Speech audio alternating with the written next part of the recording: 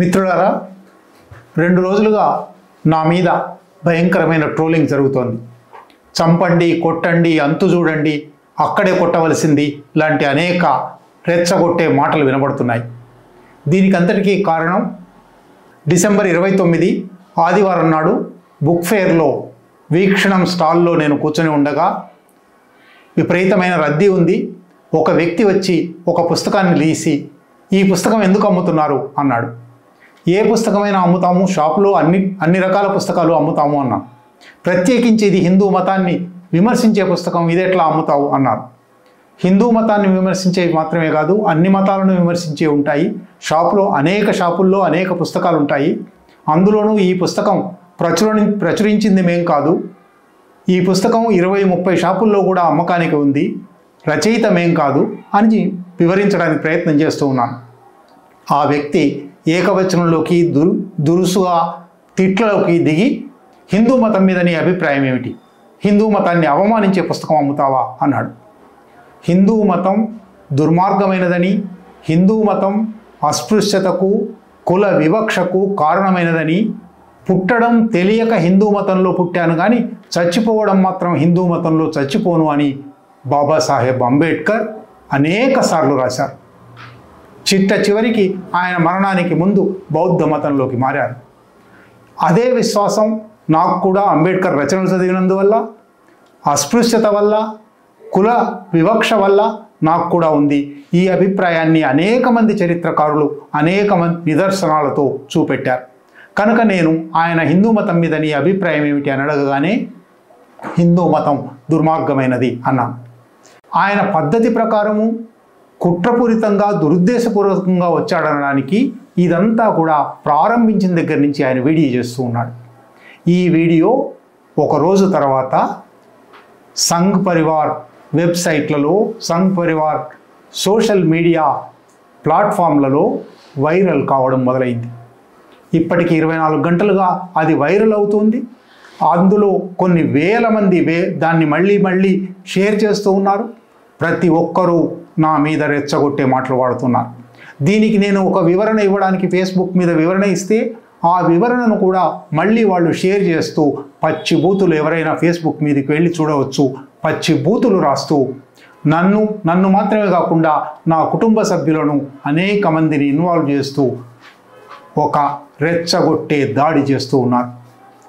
ఈ విషయాలు ప్రజలతో పంచుకోవాలని ఎందువలనంటే, కల్బుర్గి, పన్సారే, గౌరీ లంకేష్ వంటి వాళ్ళందరి మీద ఇటువంటి సంవత్సరాల తరబడి దాడి జరిగిన తర్వాతనే చివరికి వాళ్ళ హత్యకు సంఘ పరివార్ శక్తులు పూనుకున్నాయి. ఇక్కడ కూడా నా మీద రేపేం చేస్తారో తెలియదు, ప్రజలకు ఈ విషయాలన్నీ తెలిసి ఉండాలి, ఏమి జరిగింది వాస్తవం అని చెప్పడం కోసం మాత్రమే నేను ఈ వీడియో చేస్తున్నాను. ఈ పుస్తకం అనేక షాపుల్లో ఉంది కదా, ఈ షాప్ వచ్చి నిన్నే టార్గెట్ చేశాను. బాలాజీ తిరుపతి వాస్తవానికి బౌద్ధ క్షేత్రమే అనేది ఆ పుస్తకం. ఈ పుస్తకం రాసిన డాక్టర్ కె జమునాదాస్ FRCSకు చెందిన వృత్తిరీత్యా గౌరవనీయమైన వైద్యుడు. ఆయన వైద్యంతో పాటు చరిత్ర పరిశోధనలోకి వెళ్ళి అంబేద్కరైట్గా దాదాపు 12 పుస్తకాలు రాశారు.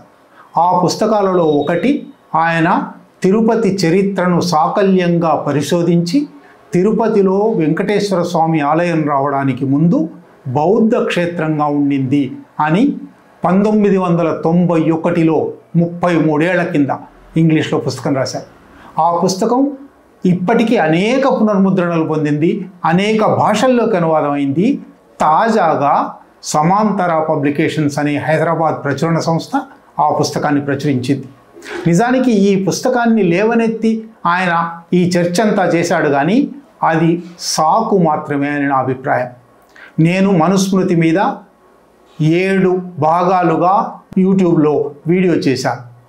ఆ మనుస్మృతి మీద నేను చేసిన తీవ్రమైన పదునైన విమర్శ సంఘ్ పరివార్ శక్తులకు చాలా కోపం తెప్పించింది.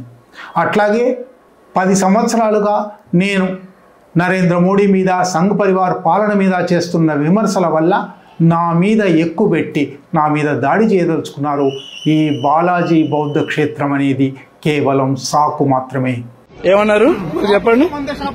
సో ఇప్పుడు ఈ హిందూ ధర్మాన్ని కించపరిచేలాగా ఉన్న ఈ బుక్ కరెక్ట్ అంటారా మీ దాంట్లో అమ్మడం? అన్ని అమ్మడం అంటే ఇది ఒక మతాన్ని కించపరిచేలాగా ఉందంటే అది కరెక్టేనా మీకు? ఏమన్నాయి? ఇది పద్ధతి కాదు. మీరు పుస్తకాన్ని మీరు ఒకసారి ఆగండి.